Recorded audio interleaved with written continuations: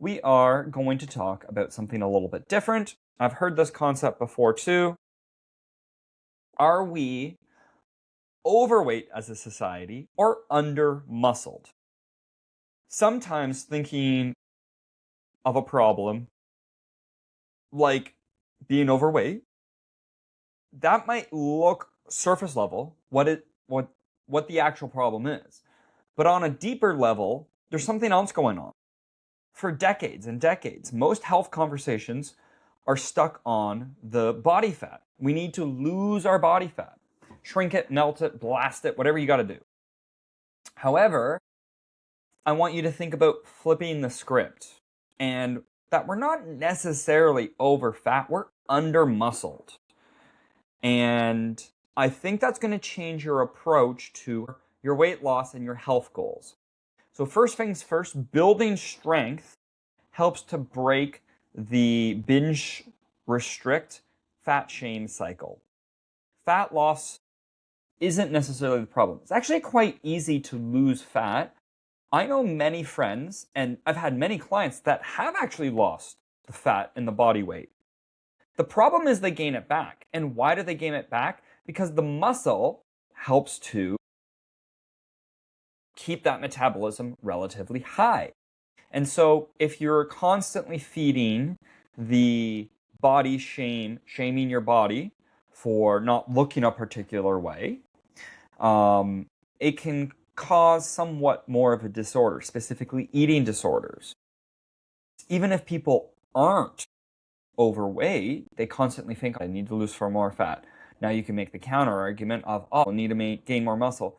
But I want us to also think about muscle and strength. And that's a way healthier side of it to be like, yeah, I need to gain more strength. And I have a ton of muscle and a ton of strength.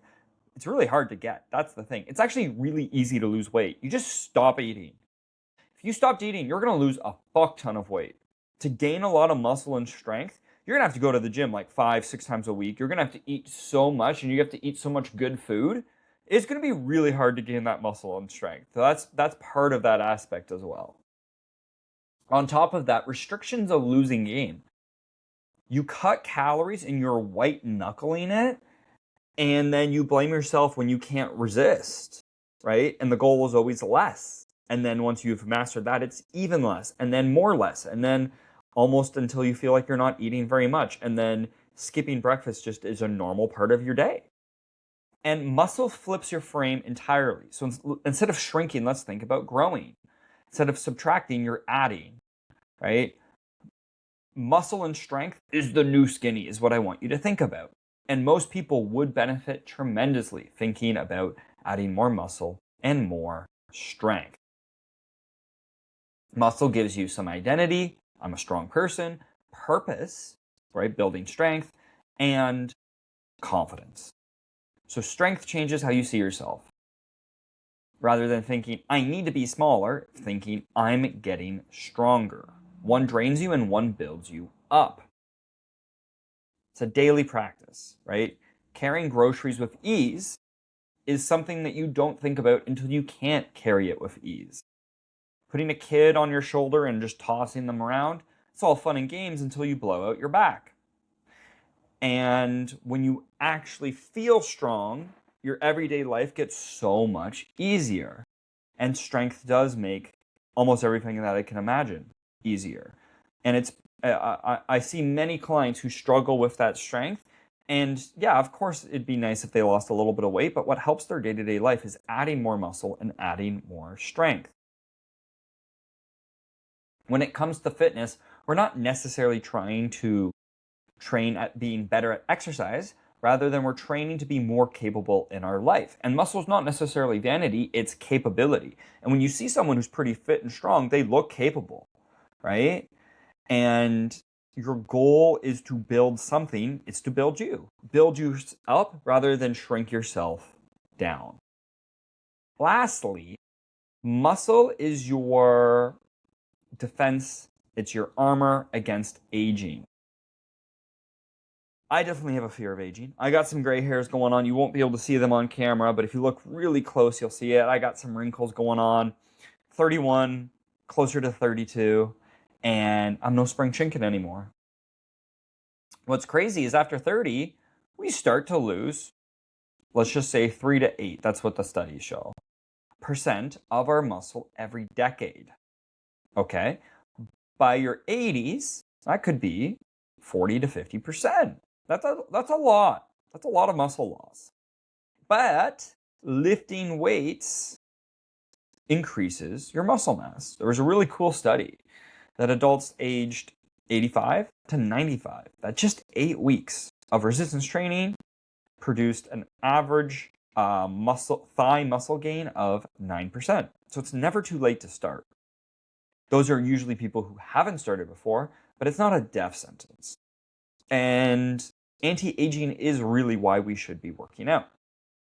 Sure, it's nice to look good, especially in your 20s and your 30s, but in reality, you're going to look so much better in your 40s, 50s, and 60s if you have muscle, not just because you're skinny. And so that's another thing I want you to be thinking about. You're going to look so much better if you also look capable. And you're going to be more capable if you're physically strong. And strength is sexy, strength is a look. And so I'd rather us think about getting that sort of look as a byproduct of us lifting some heavy weights and taking strength training seriously than just trying to do copious amounts of cardio HIIT and trying to get really, really skinny. The fat loss isn't what's going to carry your groceries in when you're 80. The muscle will. And it's the closest thing you have to longevity armor. So let's think about some logical reasons why muscle is a metabolic engine. More muscle means more calories burnt at rest. Ironically, that's also going to get you leaner. Muscle is a metabolically active tissue. It just costs energy to exist. Strength training, just adding more strength, can increase your metabolic rate by, let's say, 7 to 10%. That's what some studies are going to show. And why is that important? That's just adding strength training, not necessarily even adding more weight. Getting stronger makes your metabolism go up. Adding more muscle makes your metabolism go up.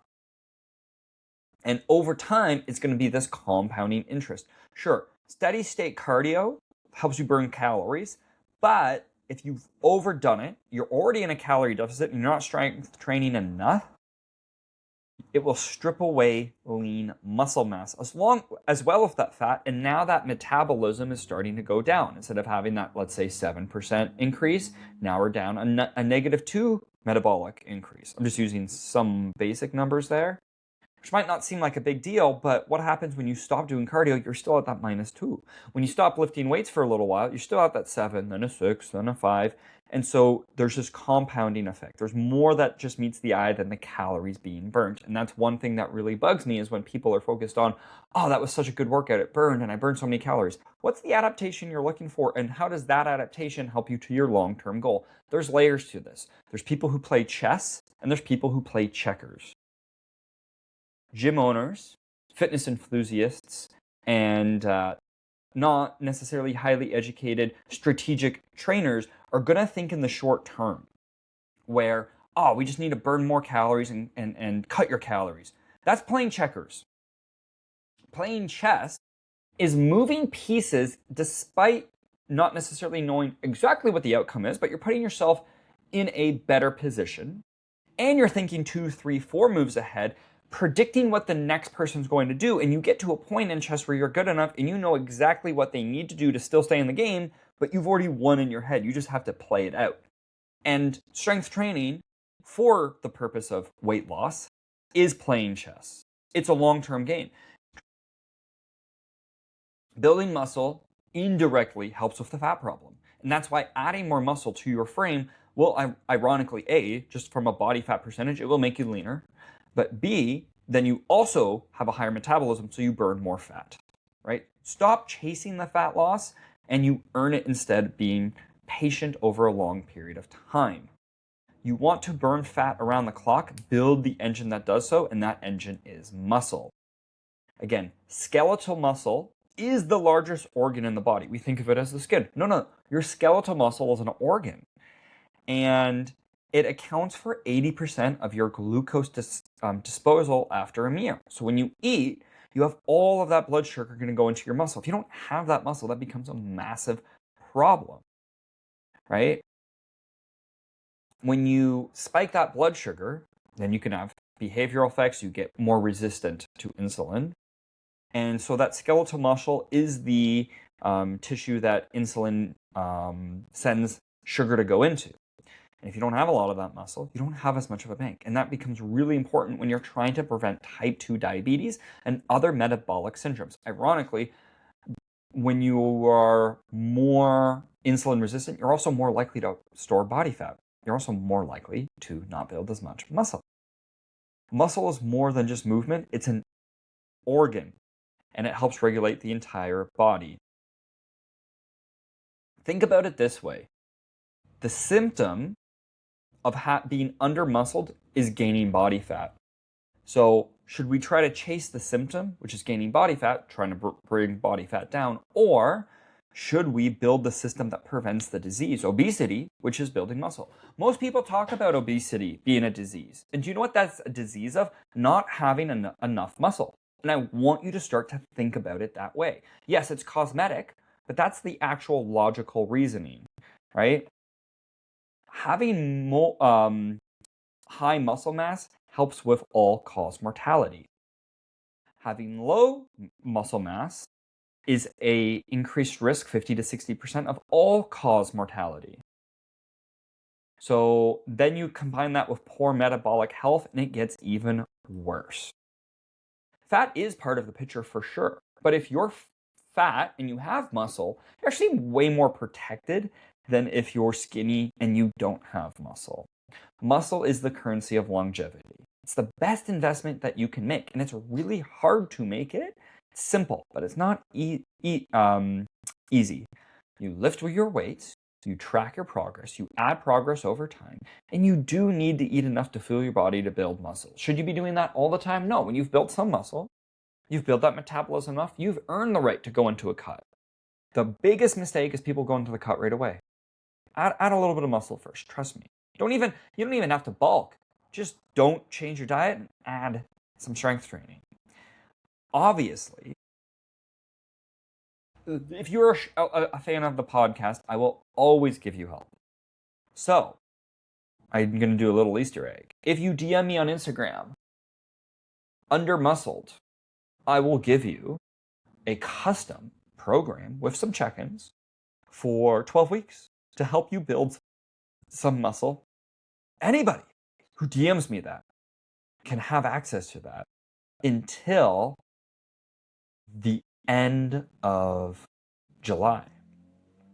I'm probably going to post this around July, the start of July. So if you know someone who might be interested, send them the show, make them listen to it fully, and get them to DM me if they chose to do so.